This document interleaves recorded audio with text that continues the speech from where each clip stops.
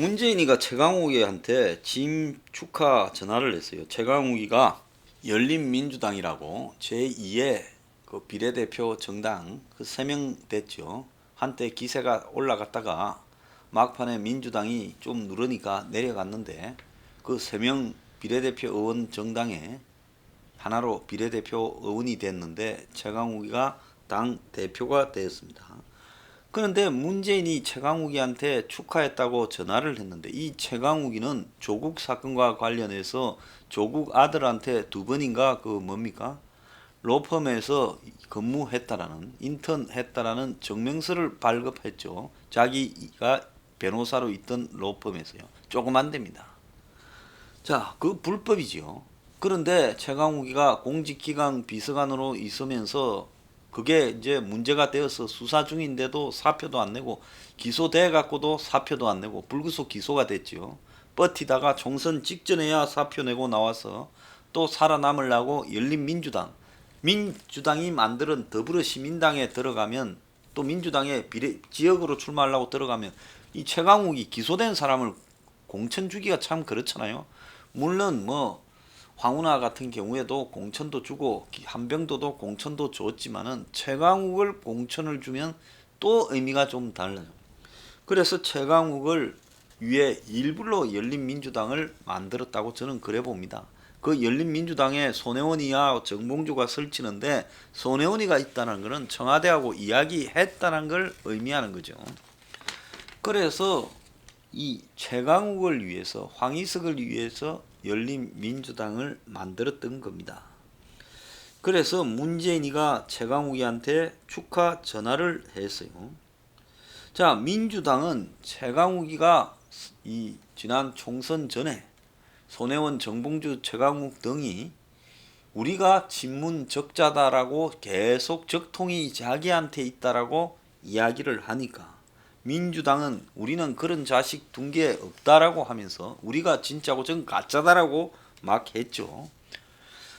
자, 그런데 이 가짜라고 해서 막판에 좀 쪼그러들은 이 열린민주당의 최강욱 대표에게 문재인이 지금 전화를 했다는 겁니다. 그런데 최강욱이가 문재인하고 지금 통화한 내용을 공개하고 8월 민주당 창당대회 후에 민주당과 열린민주당이 합당까지 할 거라고 말하면서 이 문제가 이제 논란이 되고 있습니다.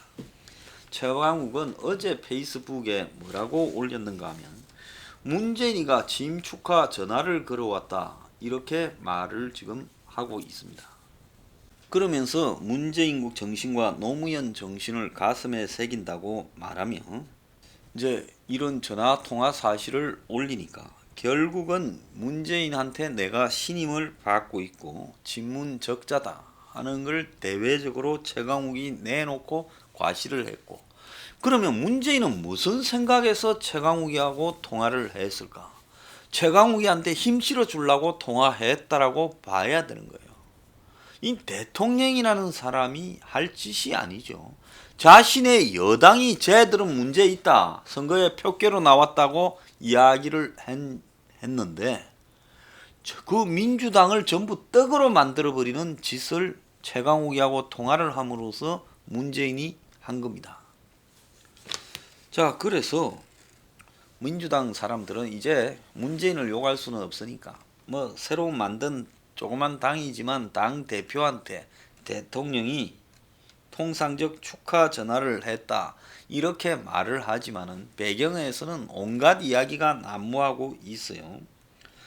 그래서 지금 열린민주당의 최강욱이한테 저렇게 힘을 실어주는 것은 앞으로 문재인이 내 말을 잘 듣고 내 말 한마디에 따라서 몸을 던지고 그야말로 충성을 바치는 인간을 내가 좋아하지, 그러지 않은 것들은 내 적자가 아니다. 그래서 나한테 충성 경쟁을 너네들이 해라. 그리고 충성 외에는 평가 기준이 없다. 아무리 뭐 내가 민주당 출신이라고 민주당을 편들고 그런 게 아니라 충성 바치는 놈 편든다. 지금 그 이야기를 한 거죠. 그래서 총선에서 열린민주당을 막판에 비난하고 선긋기를 한 대표적인 두 사람이 이해찬 민주당 대표고, 다른 하나는 민주정책연구원장인 지금은 그만뒀던 양정철이고, 또 민주당의 숨은 지금 총선 전략의 책임자라는 이건영 전략기획위원장인 겁니다. 자, 그래서 이 문재인이 최강욱한테 이렇게 했다라는 것은 최강욱이 열린민주당을 만드는 것도 문한테 재가를 받고 했다라는 것을 의미하는 거고, 거기에 재를 뿌리려고 들었던 양정철 등은 문재인의 생각에 벗어나는 일을 한 것처럼 지금 해석이 되는 겁니다. 그래서 양정철이가 총선 이후에 대성을 했는데도 지금 민주당에서 떠났지요, 다시. 그래서 결국 총선 승리의 1등 공신인 양정철이가 또 떠난 이유는 결국은 지금 문재인의 견제를 받고 있는 것 아니냐, 이렇게 해석될 수밖에 없다는 겁니다. 그럼 문재인이가 최강욱한테 전화했다는 것은 최강욱을 민주당으로 집어넣기 위한 신호다, 이렇게 해야 될 거고, 결국은 이 최강욱한테 문재인이가 협력의 필요성이 있다 말했기 때문에 민주당도 합당을 할 수밖에 없을 거다. 그러니까 이해찬이 꼭 그만두면 이제 후임 당 대표를 놓는 사람들도 이거 협력을 해야 될 거다라는 겁니다. 이해찬이는 절대로 열린민주당하고는 합당을 안 한다고 화가 나서 선거 때 이야기를 여러 번 했었죠. 자, 최강욱이는 법사 1을 배정을 받아서 공수처를 주도하고 지금 윤석열 총장을 제거하겠다고 총대 메고 있다는 거예요. 그런데 조국 아들한테 거의 인턴 증명서를 발급해줘서 지금 기소가 된 최강욱이가 국회에 법사위원회 위원이 되면 이게 말이 되는 이야기입니까? 법을 어겨서 처벌 대상인 사람이고 처벌 절차가 진행 중인 사람이에요. 최강욱이가 기고만장했습니다. 문한테 전화해달라고 한번 해봐라. 그 전화가 오나? 이 말은 뭐겠어요? TV에 라디오에 나가 이 말했대요. 라디오에서 한번 통화를 시도해보면 알 거다라고 이제 내니까 전화를 해주지. 해달라고 내가 해서 문이 전화 왔다고 날 폄하하지 마라고 이제 큰 소리를 치고 있는 거예요. 이 말 맞아요. 민주당의 뭐 중진이 청와대 전화해서 문하고 통화하고 싶단다고 문이 통화해 주겠습니까? 자, 문은 전화를 걸어서 최강욱한테 권력기관 개혁 문제는 국회에서 통과된 법안의 실질적인 구현, 공수처와 검경 수사권 조정을 말하라는 거겠죠. 남아있는 입법 과제의 완수를 함께 이루어야 할 문제다. 이렇게 말을 하며 열린민주당의 역할이 중요하다고 생각한다고 말했다는 거예요. 최강욱이가 문재인에게 통화를 부탁한 게 아니냐 하는 이야기가 민주당에서 나오고, 문이 마지 못해 인사 전화를 한 걸 가지고 최강욱이 뻥친다 이렇게 하니까 지금 열린민주당이나 청와대가 최강욱이가 문재인한테 전화해달라고 요청한 적도 없다는 걸 똑같이 확인해 주세요. 문이 그냥 전화했다 이렇게 정리하는 겁니다. 그래서 자기가 먼저 전화를 요청했다라는 언론 보도에 대해 명백하게 오보라고 이렇게 말을 하며 악의가 느껴진다라고 비판을 했습니다. 그러면서 정정하지 않으면 합당한 조치를 취하겠다. 정정하세요. 내가 봐도요, 최강욱이가 전화해달라 한 거 아니에요. 이거는 문이 그냥 한 겁니다. 문하고 통화한 뒤에 김두관이가 그냥 더불어민주당과 이 열린민주당이 합당해야 된다 이래 말을 했는데, 그것에 대해서도 선을 그었다는 거예요. 새로운 당이 출범하고 당원들이 처음 대표를 뽑았는데 통합을 염두에 두고 통합하라고 대통령이 전화했겠느냐. 그냥 내가 당대표 된 걸 축하하는 전화다. 제가 봤을 때 이 문이 최강욱의 열린민주당을 좀 두고요, 거기다가 완전 대깨문들을 모아가지고 일종의 친위정당으로 쓰면서 민주당이 말을 안 들을 때마다 애를 먹이는 그 공격수로 쓰려고 할 가능성이 있어요. 왜? 한 3개 정도 친위대로 따로 놔놓고 거기에 대깨문들 쭉 몰아다가 이제 아지트로 쓰는 것이 훨씬 낫다라고 볼 수도 있는 겁니다.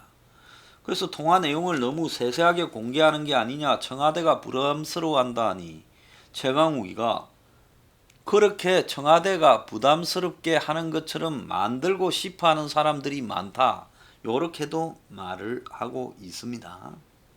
그러면서 검찰 기소로 재판받는 최강욱이한테 문재인이가 검찰 개혁을 당부한 게 이게 말이 되냐라는 말에 비판을 위한 비판이라며, 모든 분야의 개혁을 이야기할 사람은 검찰이 기소만 해놓으면 개혁을 말할 수 없단 말이냐, 그런데 노란할 필요 없다고까지 말을 하고 있습니다. 그런데 문재인이가 최강욱이한테 전화를 7분 동안 했다고 시간까지 나오는 거예요. 열린민주당에 따르면 13일 그저께 전화를 걸어 축하를 했다는 거예요. 11시 26분부터 오전에 7분간 통화를 했다고 이야기가 나오고 있습니다. 최강욱이가요, 열린민주당에 지금 전당원 투표로 대표를 뽑았는데 단독 출마해서 99.6% 지지를 받았대요. 이거 북한입니까? 이 시진핑입니까? 참 웃기고 자빠졌습니다. 자, 북한이 지금 지난 8일날 우리 군이 서북도서에서 합동 방어 훈련을 한 직후에 이걸 비난을 했습니다. 그런데 청와대가 또 그 후에 군 고위 당국자를 불러서 질책을 했다는 거예요. 참 기가 찬 겁니다. 북한이 비난하면 국방부하고 육해 공 관계자를 불러서 청와대가 나무랐다는 거예요. 당시 해군하고 공군 합동으로 이 서해, 서북도서, 백령도 등에 대한 방어 훈련이 있었는데 국방일보가 이걸 보도했는데 북한이 다음날 위험천만한 군사훈련을 했다고 비난하니 청와대 안보실에서 그런 걸 왜 국방일보에 보도시켰냐고 냅다 조졌다고 합니다. 그래서 8일 북한이 군의 서북도서 합동 방어 훈련을 비난하자마자 국가안보실이 국방부와 합참 육해공 관련자들을 청와대로 불러 파악에 나서서 청와대 차원에서도 조사를 했다는 거예요.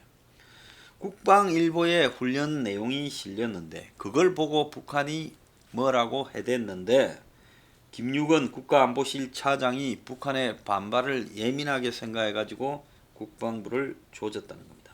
청와대가 문제 삼은 국방일보 기사는 적의 도발 원점 타격, 작전 능력 확인, 이런 기사였다는 거예요. 참 기가 찬 부분이 아니라 할 수 없습니다. 자, 군 관계자들은 북한이 민감하게 나왔으니 논의하자는 차원이었다라고 말을 하지만 북한이 우리가 훈련한다고 비난했다 해서 청와대가 군 고위급을 단체로 불러다가 조사까지 한 건 이건 너무한 거 아니냐. 그럼 앞으로 뭘 하겠느냐. 이런 비판이 나옵니다. 최근에요, 그 돈 푼다고 막 나눠줬다고 1조 7천억이 넘는 군 전력 증강 사업 F-35 도입이나 이지삼 이런 거 도입할 돈을 빼가지고 지금 2차 추경에서 뺐어요. 3차 추경을 할 때 또 7천억을 더 뺀답니다. 합쳐서 2조 4천억을 뺀대요. 그러니까 국방 예산은 그냥 빼서, 그럼 북한이 좋아하겠죠. 그리고 돈 던지는데 그냥 포함시켜버린다는 겁니다. 기가 찬 내용 아닙니까? 추경을 새로 편성하는 것도 모자라서 국방 예산까지 또 빼서 던지는 거예요. 어제 제가 이야기한 이 5월 3일 날 북한 총격에 대해서 이 K6 그러니까 KR6 원격 제어 이 기관총이 발사가 안 된 부분이 다음 날에야 이제 알려졌는데 기관총의 공이가 고장났다. 군에 있었던 사람들 이야기를 들어보면 그 단순한 구조의 기관총의 공이가 고장난 거는 얼마나 점검을 안 했으면 그게 고장났다라는 부분을 막상 상황이 발생했어야 아느냐는 겁니다. 자, 그런데 지금 북한군이 우발적으로 했다는 것은 안개가 낀 속에서 정확하게 알면서 한국군이 제대로 대응하지 못했다는 것은 그 일로부터 열흘이 지나서야 공개가 된다. 이게 말이 되는 이야기냐. 지금 군이 썩어 문드러져도 너무 썩어 문드러졌고 그 핵심은 군을 일부러 썩어 문드러지도록 만들어가고 있는 지금 청와대 아니냐, 이런 이야기가 나오고 있습니다. 미국하고 주한미군 주둔 방위비 분담금 가지고 논란인데, 트럼프는 1년으로 1조 3천억 달러 하자, 한국은 5년으로 13% 올리자. 지금 이게 맞서서 안 되고 있습니다. 지금 이게 해결될 기미가 없어요. 선거 끝나서 이기고 나니까 문 정권은 배째라, 뭐 안 되면 그만이고, 요렇게 몰고 가고 있고, 지금 트럼프가 점점 이 대선을 앞두고 초조해지고 있는 입장에서 이 문재인이 지금 방위비 협상을 원활하게 할 생각이 전혀 없다는 걸 보여주고 있습니다. 자, 이 나라가요, 지금 안보가 큰일 나고 있습니다.